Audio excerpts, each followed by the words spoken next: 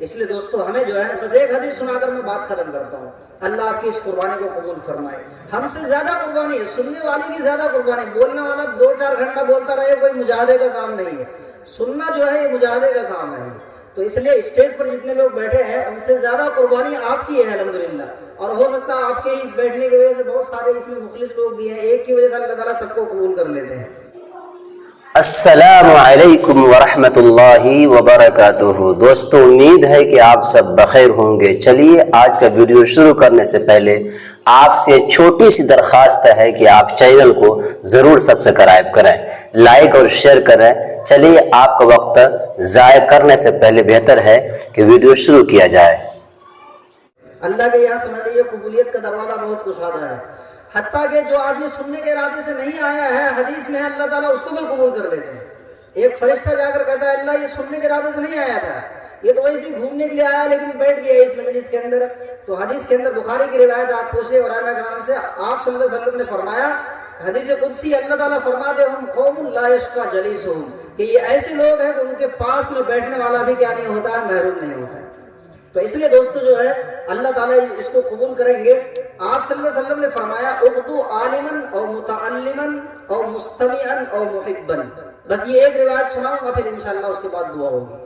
آپ نے فرمایا یا تو عالم بنو یا طالب علم بنو، اور یہ دونوں نہیں بن سکتے ہیں. ظاہر سی بات ہر آدمی عالم نہیں بن سکتا ہے. تو آپ نے فرمایا او مستمعا، یا عالم کی بات سننے والا بن جاؤ کم سے کم.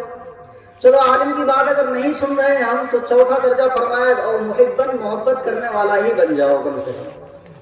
سمجھ رہے ہیں آپ؟ فرمایا کہ 5ویں قسم مت بنو ولا تکون الخامسۃ. پھر آپ نے فرمایا کہ جو اگر 5ویں قسم کے بنو گے فتہلک تو تم ہلاک ہو جاؤ گے. آپ نے فرمایا والخامسۃ ان تبغض العلم واہلہ. 5ویں قسم یہ ہے کہ علم اور اہل علم سے تم بغض رکھو، علم اور اہل علم سے تم نفرت رکھو، ان کو حقارت سے دیکھو، ان سے جو ہے مقابلہ کرو، ان کو چھوٹا سمجھو. آپ نے فرمایا کہ ایسا آدمی ہلاک ہو جائے گا. اب اس ایک حدیث ہم اپنے ذہن میں بڑھا کر کے جائیں. 4 باتیں آپ نے فرمایا تو عالم بنو یا طالب علم بنو یا دین کی باتیں سننے والا بنو، اور اگر یہ نہیں تینوں کام نہیں کر سکتے ہیں تو کم سے کم علم والوں سے محبت کرنے والے بنو. آپ انشاءاللہ عالم سے محبت کریں گے نا آپ کی نسل میں ضرور کسی نہ کسی درجے میں اللہ تعالیٰ کہیں نہ کہیں ایک حافظ عالم ضرور بنا دیں گے.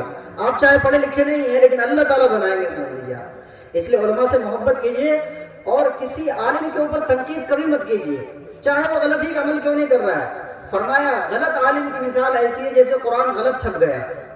بتائیے کوئی قرآن غلط چھپ جائے گا تو اس کا احترام نہیں کریں گے؟ کریں گے کہ نہیں کریں گے بتائیے آپ؟ اس کو بھی احترام سے اٹھا کر رکھیں گے، جزدان میں رکھیں گے، اس کی بے ادبی نہیں کریں گے. وہ غلطی سے چھپ گیا، غلط چھپ گیا. فرمایا اسی طرح کوئی عالم اگر عمل نہیں کر رہا ہے تب بھی ہمیں اس کا احترام کرنا ہے صفت علم کی وجہ سے.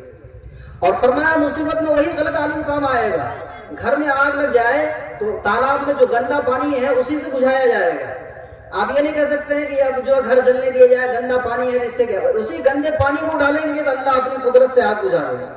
فرمایا مسئلہ جب پھنس جائے گا کہیں، کوئی نکاح پڑھانے والا نہیں رہے گا، کوئی جنازہ پڑھانے والا نہیں رہے گا، کوئی کام میں اذان دینے والا نہیں رہے گا، ڈھونڈ کر آخر میں آپ اسی عالم صاحب کو پکڑیں گے جس سے سال بھر سے نفرت کر رہے ہیں. ابھی میں کل چمپارن سے آیا ہوں صبح میں، مجھ سے خود وہاں کے لوگوں نے بتایا وہاں الحمدللہ ایک بہت اچھی تنظیم ہے. جو بھی ڈی جے بجائے گا شادی میں، گانا بجائے گا، ایک تنظیم ہے، وہ 50 آدمی ہوگی. وہ 50 آدمی اس شادی میں جائیں گے اور کوئی نکاح نہیں پڑھائے گا، کوئی کھانا نہیں کھائے گا، کوئی دعوت میں شریک نہیں ہوگا. ایک سیٹ صاحب تھے، جب پیسہ آتے آدمی کے پاس زیادہ آ جاتا اور دین میرے دماغ چوتھے آسمان پہ چلا جاتا ہے. اس نے تنظیم کی بات نہیں مانی، بولے ہم گانا بجائیں گے، ڈی جے بجائیں گے. بجانا چالو کر دیا. اب جس امام صاحب کو نکاح پڑھانے کے لیے جا رہے ہیں وہ امام صاحب کہہ رہے بھائی ہم ملت کے خلاف نہیں کریں گے، چونکہ وہ تنظیم ہم سے سوال کرے گی، ہم نکاح نہیں پڑھائیں گے. پورے گاؤں میں 2-4 گاؤں میں گھوم کر کسی عالم صاحب کو کہا کوئی نکاح پڑھانے کے لیے تیار نہیں ہوا. رات ہو گئی، 8 بج گیا، 9 بج گیا، 10 بج گیا. اب کیا کریں گے؟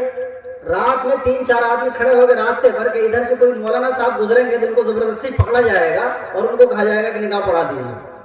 تو ایک عالم صاحب کہیں سے پڑھا کر کے آ رہے تو ان کو کیا معلوم کو یہاں اس طرح کا حادثہ پیش آ گیا، موٹر سائیکل لگے. یہ 3 آدمی راستے میں جب کھڑا دیکھا انہوں نے تو اور اسپیڈ کر دیا ڈر سے. लेकिन ये सब तीनों आदमी उसको जो है दौड़ा करके पकड़ करके कहीं से स्पीड से उसको पकड़ करके लाए। वो आलिम साहब और घबराने लगे कि मामला बहुत गंभीर है, पता नहीं आज जान बचेगी कि नहीं बचेगी, क्या हो गया। वो पकड़ करके लाए, कहने के साथ देखिए मसला ऐसा है कि इमाम साहब जो महल्ले के हैं उनकी बहुत तबीयत खराब है, वो निकाह नहीं पढ़ा सकते हैं, सीरियस है, हम लोग परेशान हैं, आप निकाह पढ़ा दीजिए। तो उनके दिमाग में भी लेकिन तंजीम वाली बात थी, तो तंजीम को फोन किया उन्होंने कि भाई ऐसा ऐसा एक साहब निकाह पढ़ाने के लिए बोल रहे हैं और गाना डीजे वगैरह सब लाए हुए हैं। तो उन्होंने कहा कि चलिए आखिरी दर्जे की बात ये, उनको मजलिस में तौबा कराइए तब फिर निकाह पढ़ाइए कि आइंदा जो है इस तरह की हरकत नहीं करेंगे। वो तो पूरे मजलिस के अंदर सब लोगों के सामने तौबा किया उन्होंने, माफी मांगा मजलिस वालों के सामने। 11 बजे रात में निकाह पढ़ाया गया। ये अभी कल की बात बता रहा हूँ मैं आपको, मैं भी रात सफर चंपारण से आया हूँ वहां से। तो समझ रहे आप, देखिए हर जगह किसकी जरूरत पड़ती है, आलिम ही की जरूरत पड़ेगी। अगर आलिम से ताल्लुक खत्म कर लीजिए तो आपका कोई मसला हल होने वाला नहीं है। इसलिए दोस्तों हमें आलिम से मोहब्बत करना है, इदारे से भी मोहब्बत करना है। अल्लाह ताला आपके इस बैठने को बेपनाह कबूल फरमाए और हम सब की नस्लों में अल्लाह ताला उलमा हुफ़ाज़ जो है पैदा फरमाए और पेशेली के एक घर में अल्लाह ताला इल्म की रोशनी को अल्लाह ताला दाखिल फरमाए। जो अल्लाह 50,000 साल की मसाफत से सूरज की किरणों को जमीन पर नाजिल करते हैं, वही अल्लाह अपनी कुदरत से इल्म की रोशनी घर घर में पहुंचाने पर कादिर है। समझ लीजिए, सीना चाक करके अल्लाह ताला इल्म की रोशनी दाखिल करेंगे। इसलिए अपने बच्चों को पढ़ाइए, दोनों तरह की पढ़ाइए और दोनों तरह की तालीम उसको दीजिए और जिस लायक बन जाए वो उस तरह की तालीम दीजिए। अभी हमारे आजमगढ़ के एक डॉक्टर साहब के पास गए, वो रूस से तालीम हासिल करके आए। हालांकि मदरसे में भी पढ़े हुए हैं, वो अरबी 4 तक उन्होंने पढ़ा है 90 के अंदर। फिर उसके बाद रूस गए, रूस से डॉक्टर बनकर गए और बहुत बड़ा हॉस्पिटल है उनका, समझ लीजिए। उनको देखकर आप नहीं पहचान पाएंगे कि डॉक्टर साहब हैं। इस तरह मतलब शरीयत के हिसाब से जो है मतलब जिंदगी गुजारते हैं। तो आप अपने जहन से एक बात सिर्फ आपको मैं समझाना चाह रहा हूँ, कभी मत ये समझिए कि बच्चों को दीन पढ़ाएंगे फिर ये डॉक्टर नहीं बन सकते हैं।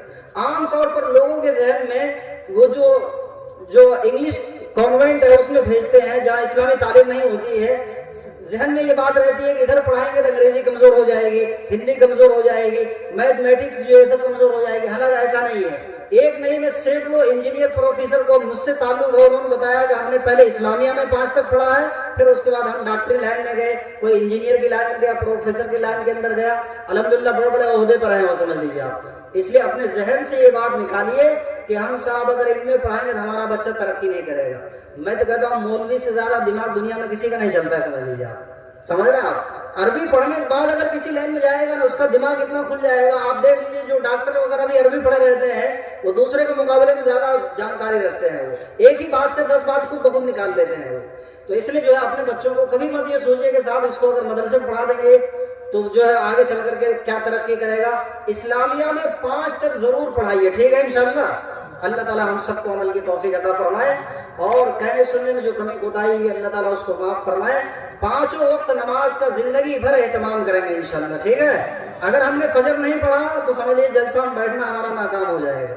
किसी हाल में नमाज मत छोड़िए। हम मुसलमान है ना, हम पहले मुसलमान हैं समझिए, बाद में ताजिर हैं, बाद में जो है दुकानदार हैं, बाद में हम जो है इंजीनियर हैं, बाद में प्रोफेसर हैं। अगर हम नमाजी नहीं है तो समझ लीजिए इस्लाम का कोई हिस्सा हमारे अंदर नहीं है। फरमाया कि नमाज की मिसाल सर के तरह है। हाथ के बगैर आपको वो आदमी बहुत नजर आएंगे, पैर के बगैर नजर आएंगे और इस तरह कान के बगैर आदमी नजर आएंगे। सर के बगैर किसी आदमी को चलते हुए देखा आपने कहीं सड़क पर? कोई आदमी चल रहा और उसका सर गायब हो? फरमाया कि इस्लाम में नमाज का यही दर्जा है। नमाज खलास तो इस्लाम खलास, समझ लीजिए आप। इसलिए जो है नमाज का एहतमाम करेंगे। जब हम नमाज का एहतमाम करेंगे तभी बच्चा नेक होगा ना। हम सोचते हैं बच्चा नेक हो जाए हम नमाज ना पढ़े।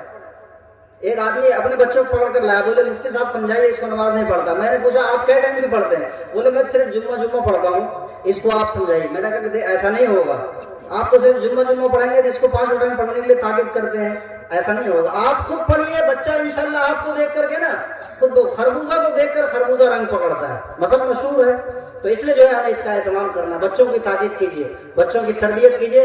इंशाल्लाह अपना गांव अल्हम्दुलिल्लाह तरक्की की तरफ गामजन है अल्लाह के फजल से। आप पुराने बूढ़े लोगों से पूछ लीजिए, इतने हाफिज नहीं थे 50 साल पहले, 40 साल पहले, और इतने उलमा नहीं थे, इतने पढ़ाई के वसाइल और असबाब नहीं थे। मसाइल अल्लाह ताला बाद में पैदा करते हैं, उसके वसाइल अल्लाह ताला पहले पैदा कर देते हैं। और मौजूदा किसी भी मसाइल से कभी मत घबराइए, सारे मसाइल का हल अल्लाह के हाथ में है। किसके हाथ में बताइए आप? اللہ کے ہاتھ میں ہے. ایمان والوں کا سارا ٹینشن ختم ہو جاتا ہے صرف ایک سیکنڈ کی وجہ سے. صرف جب اوپر دیکھے گا کہ اللہ ہے تو سب ٹینشن ختم. بچے کا سارا ٹینشن ختم ہو جاتا ہے, کیوں؟ والد صاحب میرے ساتھ ہیں, محلے میں کوئی مجھ کو کچھ نہیں کر سکتا ہے. اپنے جو باغی جو ان کے دوست ہیں ان کو بھی انگوٹھا دکھا کر چلا جاتا ہے, کیوں؟ والد صاحب ساتھ میں ہے. تو اس لیے دوستو اللہ مسلمانوں کے ساتھ ہے, اللہ ایمان والوں کے ساتھ ہے, اللہ جو ہے دین پر چلنے والوں کے ساتھ, اور آج بھی موجود ہے اور زمانے کے اندر موجود ہے. حالات بدلتے رہتے ہیں, حالات آتے رہتے ہیں. کسی حال سے جو ہے مسلمانوں کو مایوس نہیں ہونا چاہیے, بلکہ ہر حال میں اللہ سے اچھا گمان رکھنا چاہیے اور اللہ سے امید رکھنی چاہیے. دعاؤں کا اہتمام کرنا چاہیے, استغفار کا اہتمام کرنا چاہیے. انشاءاللہ استغفار کے اہتمام سے ساری مصیبتیں اللہ دور کر دیں گے, اور جو ہے روزی کا پھاٹک اللہ تعالیٰ ہمارے لیے کھول دیں گے. سمجھ لیجیے آپ, یزدکم قوتاً الی قوتکم, تمہاری قوت میں اللہ اضافہ کر دیں گے اگر استغفار کا اہتمام ہوگا. آخری بات آپ یہ دامن میں باندھ کر کے لے جائیے, استغفار سے زیادہ پاورفل وظیفہ دنیا میں کوئی نہیں ہے. سمجھ لیجیے آپ استغفار روزانہ پڑھنا چالو کر دیجئے. میں آپ کو اللہ کو حاضر ناظر سمجھ کر ایسی جگہ سے اللہ روزی دیں گے جہاں سے آپ کو گمان نہیں ہو سکتا, اور اللہ تعالیٰ ہر مشکل میں راستہ نکالیں گے. اس لیے مشکلات ہیں ابھی دنیا کے اندر, ہر جگہ مسلمان بھی مشکلات کے اندر ہیں, اور دیگر جگہوں کے اندر بھی. ہر مسلمان پر ضروری ہے کہ روزانہ کم سے کم 500 مرتبہ استغفار پڑھیں گے بھائی انشاءاللہ. الحمدللہ رب العالمین. اللهم صل على محمد كما صليت على ابراهيم وعلى ال ابراهيم انك حميد مجيد. ربنا ظلمنا انفسنا وان لم تغفر لنا وترحمنا لنكونن من الخاسرین. اے اللہ ہم گنہگار بندوں کو معاف فرما. اے اللہ اتنی رات تک تیری محبت میں ہم یہاں پر بیٹھے ہیں, اے اللہ اس میں اے اللہ کوئی دنیا کا کام نہیں ہوا, اور اے اللہ کوئی دنیا کی درخواست نہیں کی گئی. اے اللہ اپنے فضل سے اللہ ہمارے اس بیٹھنے کو قبول فرما, سامعین کو بھی قبول فرما, اور علماء کرام جو دور دراز علاقے سے اے اللہ قربانی دے کر یہاں پر تشریف فرما ہوئے, اور ہمارے گاؤں کو انہوں نے رونق بخشی, اور ہمارے گاؤں کو اپنے نور سے انہوں نے اے اللہ منور کیا, ان کی آمد کو بھی قبول فرما. اے اللہ ان کی آمد کو قبول فرما. اے اللہ ہمارے اس گاؤں کے اندر اے اللہ علماء حفاظ اور اے اللہ تعلیم بیداری کو اے اللہ اپنے فضل سے اے اللہ آگے بڑھا. اے اللہ جتنے ادارے ہیں ان سب کو ترقی عطا فرما. اے اللہ سارے اداروں کو ترقی عطا فرما. اے اللہ خصوص